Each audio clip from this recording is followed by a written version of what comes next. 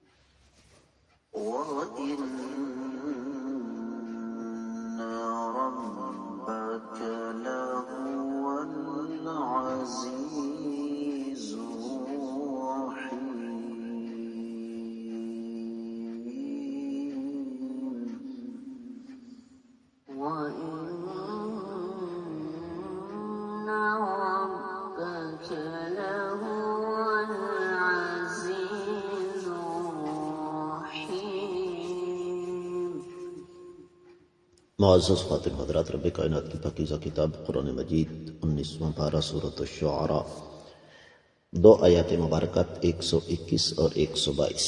رب کائنات ارشاد فرماتے ہیں، سیدنا نوح علیہ السلام کی داستان بیان فرمانے کے بعد، ان بے شک فی ذالک، اس میں، لآیتن، نشانی ہے، وما، اور نہیں، کانا، ہیں، اکثرہم، اکثر لوگ، مؤمنین، ایمان والے، وَإِنَّ، اور بے شک، ربک، آپ کا پروردگار، لہوا، وہی ذات بابرکات ہے، العزیز، غالب، الرحیم، رحم کھانے والا۔ بامحاورہ ترجمہ، یقیناً اس داستان میں بہت بڑی عبرت ہے، اور ان میں سے اکثر لوگ ایمان لانے والے نہیں تھے، اور بلا شبہ آپ کا پروردگار بہت زیادہ غالب اور رحم کرنے والا ہے۔ بلا شبہ آپ کا پروردگار غالب اور رحم کھانے والا ہے۔ معزز خاتم حضرات،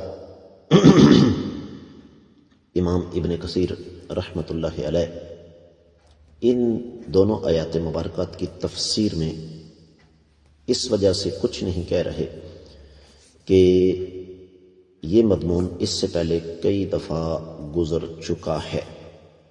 دیگر کتب تفسیر کا اگر جائزہ لیا جائے تو اہل علم یہ فرماتے ہیں کہ سیدنا نوح علیہ السلام کو نجات ملی اللہ تعالیٰ کی طرف سے، ان کے ماننے والوں کو نجات ملی اللہ تعالیٰ کی طرف سے، جھٹلانے والے ہلاک ہوئے۔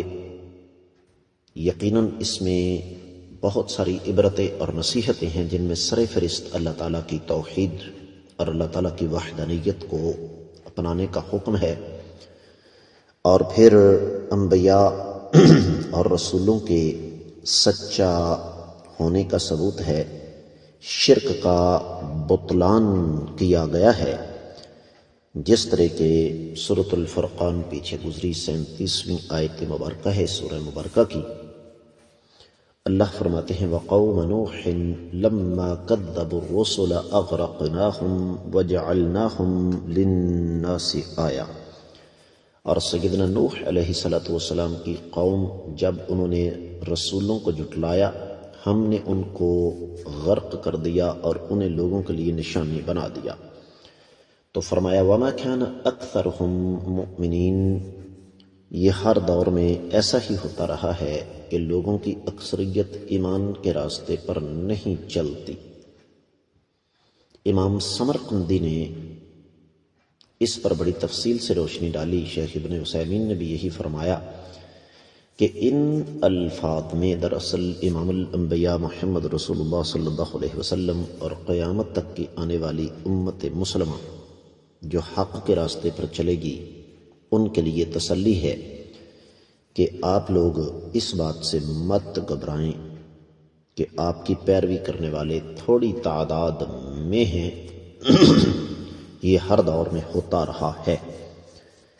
جس طرح کہ سورہ ہود کی 40ویں آیت مبارکہ ہے، وَمَا آمَنَ مَعَهُ إِلَّا قَلِيلٌ، ہر دور کے انبیاء پر تھوڑے لوگ ہی ایمان لائے۔ اور پھر فرمایا وَإِنَّ رَبَّكَ لَهُوَ الْعَزِيزُ الرَّحِيمُ، اے کائنات کے امام صلی اللہ علیہ وسلم، آپ جس ذات بابرکات کے حکم سے یہ بے مثال قربانیاں دے رہے ہیں وہ ذات غالب ہے، قاہر ہے، دشمنوں سے انتقام لینے والی ہے، اپنے بندوں پر رحم کھانے والی ہے۔ یہ اللہ تعالیٰ کی حکمت کا تقاضا ہے کہ اللہ تعالیٰ فوری طور پر انہیں عذاب نہیں دیتے، اور یہ اللہ تعالیٰ کی رحمت ہے کہ اس ذات بابرکات نے انبیاء کو بھیجا، کتابیں بھیجیں، اور رب کائنات کسی قوم کو بھی حجت پوری کیے بغیر کبھی بھی ہلاک نہیں کرتے۔ اور یہ بھی اللہ تعالیٰ کی رحمت ہے کہ رب کائنات نے قوموں کو تباہ و برباد کیا، لیکن جو لوگ صراط مستقیم پر چلتے تھے وقتی طور پر ان پر سختیاں ضرور آئیں، لیکن اللہ مالک العالم رب ذو الجلال والاکرام نے بالآخر ایمان والوں کو تائید و نصرت سے نوازا۔ ایمان والے بالآخر غالب آئے، اللہ تعالیٰ نے انہیں ہلاکت سے اور جھٹلانے والوں سے نجات عطا فرمائی۔ بات کو اختتام کی طرف لے کر چلتے ہیں۔ قرآن مجید نے اسی بات کو ایک اور انداز سے بیان کیا ہے۔ سورہ یوسف کی 130 آیت مبارکہ ہم نے پیچھے پڑھی، وَمَا أَكْثَرُ النَّاسِ وَلَوْ حَرَصْتَ بِمُؤْمِنِينَ، لوگوں کی اکثریت آپ بے شک چاہیں بھی تو ایمان لانے والے نہیں ہیں، لیکن آپ تسلی رکھیں، حوصلہ رکھیں، آپ کا رب غالب بھی ہے اور انتقام بھی لینے والا ہے، بندوں پر رحم بھی کھانے والا ہے۔ لہذا نافرمانوں کی ریشہ دوانیاں آپ کو مایوس نہ کر دیں، آپ کا حوصلہ توڑ نہ دیں۔